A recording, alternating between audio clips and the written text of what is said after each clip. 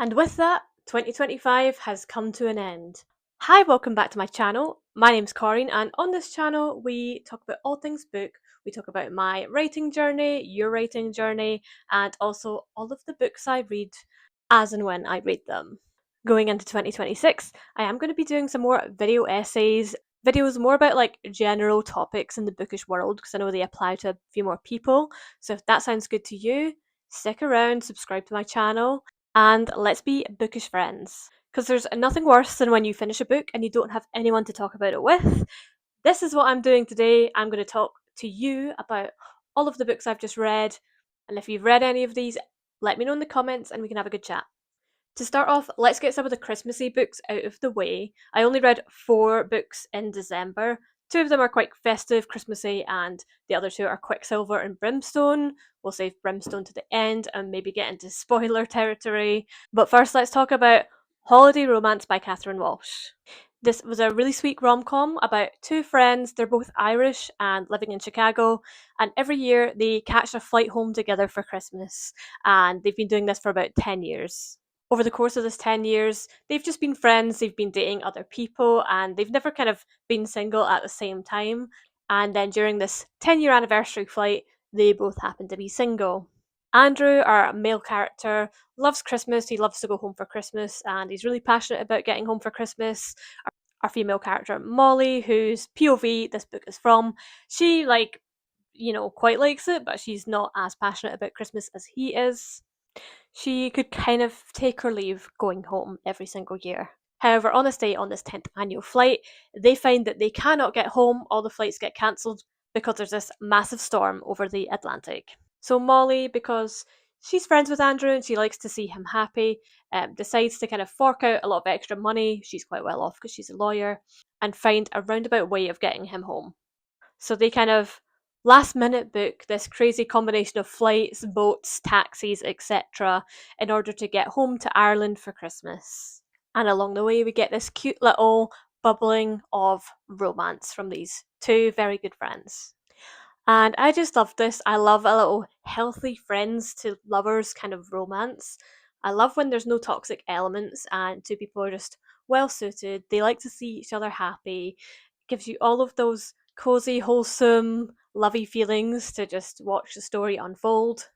And this was just like a really pleasurable, comforting little read. Like, I was just so happy during the whole thing. It was really easy to read, got through it really quickly. I read it like in the airport and on the plane going home for Christmas, which was super appropriate. It was great to read about them being in an airport while I was also in an airport. Couldn't have been a better choice, really, for the journey. Luckily, my journey went a bit more smoothly than theirs did. And I would absolutely recommend you read this as well next Christmas. It was such a feel good story and it was a perfect little break for my brain after like visiting a very busy period at work. And got me perfectly in the festive mood. After that, I read The Haunting Season, which is a collection of 8 short stories. They're just kind of ghostly tales for long winter nights, as it says in the subtitle here.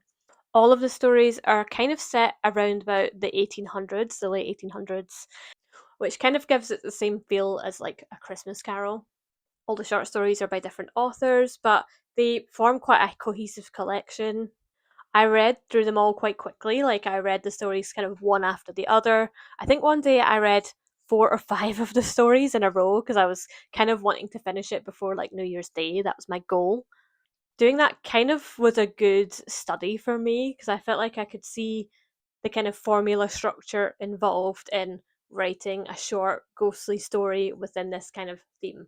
They kind of jumped into the action, took a few pages to kind of orient the reader, had the inciting incident, or raised the kind of question of the story, explored it a little bit, and then resolved it quite nicely, and always kind of left off with like a dramatic line, a dramatic ending, or an ending that made you think. All of the stories were super different. One of the stories was about this man who is going to Lyme Regis in Dorset and he's trying to uncover a monster. Lyme Regis is on the Jurassic Coast, so you can find a lot of fossils there. I live close to there, so I've gone and found fossils myself, little anemones.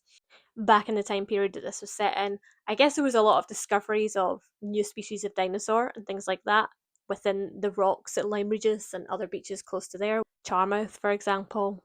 And so the guy in the story has like a goal and ambition to do this. But it sort of poses a question of like, who is the real monster? Because this guy is a piece of shit, and his code of morals is quite monstrous as we see as the story unfolds. And all of the stories are kind of like this. They have, this tangible element, this tangible ghostly element, perhaps, but the real horror story is something to do with humanity and our deeper fears. Another story was about like postpartum psychosis. We had one about a haunted wheelchair, another about a mother and her child trying to escape like domestic abuse situation, but it's at the 1800s, so that's quite difficult for her to do. And we even have this one about this cool chess themed house and this ghost that like tries to play chess with the person renting it. So yeah, we got a lot of variety. I really enjoyed all of the stories. I think the ones I've just mentioned were like some of my favorites. Maybe next year I'll pick up one of the others in this series and read a whole new set of stories. Now that our Christmassy books are out of the way, let's get on to some romantasy. So I finally read Quicksilver, which has been sitting on my shelf a while. I thought it was a perfect choice for December because Sirius gets spirited to this like wintry realm, and there's this winter palace, and yeah, it's just very winter coded. And I went in with like quite low expectations, but also just wanting a fun romantasy read that was going to be quite easy, quite enthralling, exciting, etc. And it actually didn't disappoint. I think it delivered on all of those, and I really had a good time. I enjoyed it a lot more than I thought I would. I thought the city of Zilvarin and the kind of politics and the oppression going on there was quite an interesting plotline. I was almost sad to leave it, honestly, but then I was also enthralled by the politics going on in the Winter Palace and in Yelvia. I found all of the characters varied and enjoyable. I particularly loved Onyx, the little Arctic fox. Carrion is a cool character, and he gets more interesting into Brimstone as well. I like Cyrus as our main character, and I also grew to like Kingfisher. He's kind of an asshole in the beginning, but I think it's fair enough with what we learn about him by the end. There were still some of those toxic elements present in other romantasy books like Akatar, but I expected it, I was prepared for it, so it didn't really surprise me. And I feel like Kingfisher had a transformation in his character. I could tell from the narrative that like that's not who he always was. Obviously, he's been through a lot of trauma for the past 100 years, so that is going to change a person. That's kind of fair enough. He's also dealing with like this issue with the Quicksilver, so I get that he's not quite himself. So I think within the context of the story, it makes sense. And I thought the romance and the chemistry between our main couple was good. It was entertaining to read, which is what I was going into it expecting. A lot of the elements of Quicksilver felt like quite an Akatar copy. There was quite a lot of things like verbatim that happened in Akatar, and even the setting of having a kind of winter court was very similar. At times it felt a little bit too close, like this feels like plagiarism or fan fiction, like it's set within the same world. However, I do feel like we started to diverge slightly as we got into Brimstone. I think it's the perfect choice to like fill that hole. If you've read all of Akatar and you're kind of missing it and want something with the same kind of feel, this would fill that hole. And I just thought it was a good fun read. It took me a week to get through. It was easy. It's definitely not for everyone, but I see why the romantasy girlies like it, and I liked it as well. So much so that before I even finished it, I went online and ordered Brimstone and basically started reading it straight away as soon as I finished Quicksilver. This took me a couple of weeks to get through though. It didn't quite have the same magic as the first book for me. We start to go into dual POV and get more of Kingfisher's POV, which is it's cool just because we get to go to a different part of the world with him and Carrion. They go back to Zilvarin to look for Hayden and, the answer to other questions of things that are going on. Don't want to spoil too much. And Sarah stays behind in Yelvia, so we need to see her point of view. I'm just going to go into spoilers now, so if you've not read it or not read Quicksilver, maybe end the video here. It feels like quite impossible to talk about without going into spoilers, so I'm just going to I'm just going to go there, okay? I'm going to go all the way there. Starting now. So Ceres is now half vampire, half fae, and she kind of lives in a copy of the Court of Nightmares from the Night Court in Akatar, except this is where like all the vampires live. I do like that we got into some vampire stuff and thought that that made it a bit more different from Akatar, which so far doesn't feature vampires.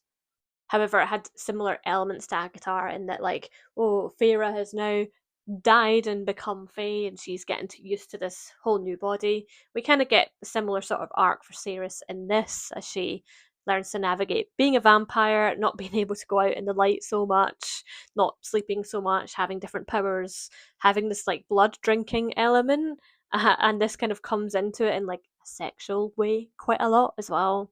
She also is the queen of the whole court because she killed Malcolm, who was the old king.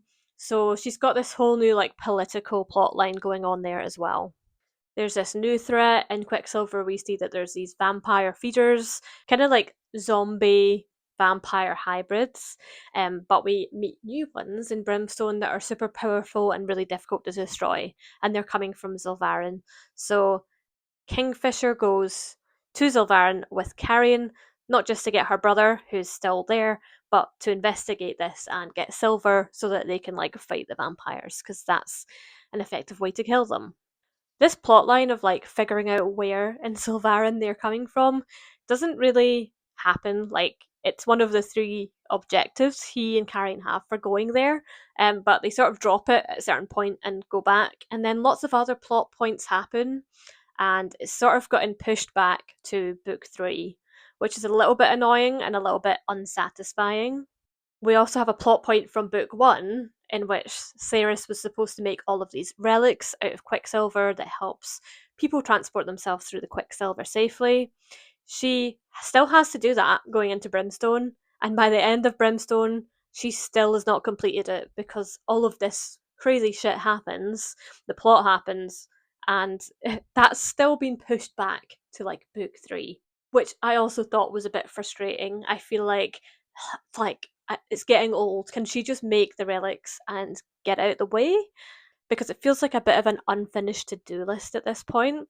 And yeah, I just felt like as a reader that wasn't quite satisfying. I get lots of other stuff was going on, but it made the plot feel like quite cluttered and messy. In a way, I feel like it is quite realistic because life is just happening to them. But I would have liked the relic plotline to at least be tied up by now, since it's from book one. Because now in book three, which is the last in the series, we're going to have to sit through a chapter at some point of her finally making these relics. And I don't see how that's going to be exciting. Maybe she can just do it off screen, like now in between book two and book three. Although we finished book two like in a very crazy position, so who knows? Another annoying part about Brimstone for me was like the character of Hayden. So he is quite an annoying character anyway. Like Ceres looks after him, he's kind of useless, and he's a bit ungrateful. And you'd think he would develop a bit more after losing her, but he is just as annoying as he was at the start of book one. Kingfisher and Carrion kind of rescue him and take him to Yelvia, where he and Ceres end up arguing and not really getting on. Obviously, he's a bit confused. He doesn't fully understand everything that's going on. He thinks that maybe she's a traitor, even though everything she's done has been for his best interest. And I think that's fair. That's like quite good conflict, but we don't get much transformation in that. That's kind of how it's been left, and the plot was so busy that aside from a couple of scenes, we don't get a lot of quiet moments between her and Hayden to kind of explore this relationship and to see Hayden grow as a character and to see their relationship grow from all of these changes. Hopefully, we get more of that in book three. But at this point, I just find Hayden quite unsympathetic. So I don't care about him that much as a character. I care way more about all of the other characters and what's going on with them. So he just feels like a bit of a waste of space at the moment, which is a bit of a problem from a character standpoint. Maybe he will be redeemed next book. Let's hope so. I also feel like Elroy as a character was kind of dropped. Because in book one, she really wanted Hayden and Elroy to be saved by Kingfisher and brought into her world. She went through some turmoil when Kingfisher was like, I can literally only save one, so you have to choose. She chose Hayden, but she felt, really bad that she couldn't save Elroy. And it felt like a bit of an oversight in book two when it was just like, well, we're just going to go and we're going to save Hayden. And that's it. Like, Elroy is never discussed, even though they have Kingfisher and Carrion and two relics. So they probably could have figured out a way to get both Hayden and Elroy back. Plus, she knows how to make the relics, so she could have made like one or two extra for the purpose. I think she even made one for Hayden, so she could have made one for Elroy as well.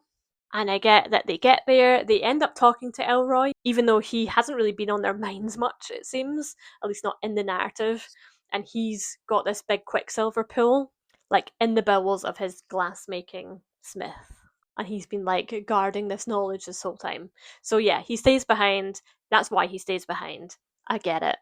But we never see like on screen Ceres having this discussion with Hayden or Kingfisher about where's Elroy? Oh my god, he has this whole big Quicksilver pool and he's been behind a lot of the knowledge this whole time in Zilvarin and protecting the knowledge of the magic. They never have that conversation, so I'm like, does Ceres know? Does she know? Obviously she does. I think she mentions it later in the book, but like that just kind of happens off screen, um, which I think is fine. I think some things can happen off screen. We don't want to have people get back and then explain the whole plot to someone when the reader knows that part of the plot. Understand that.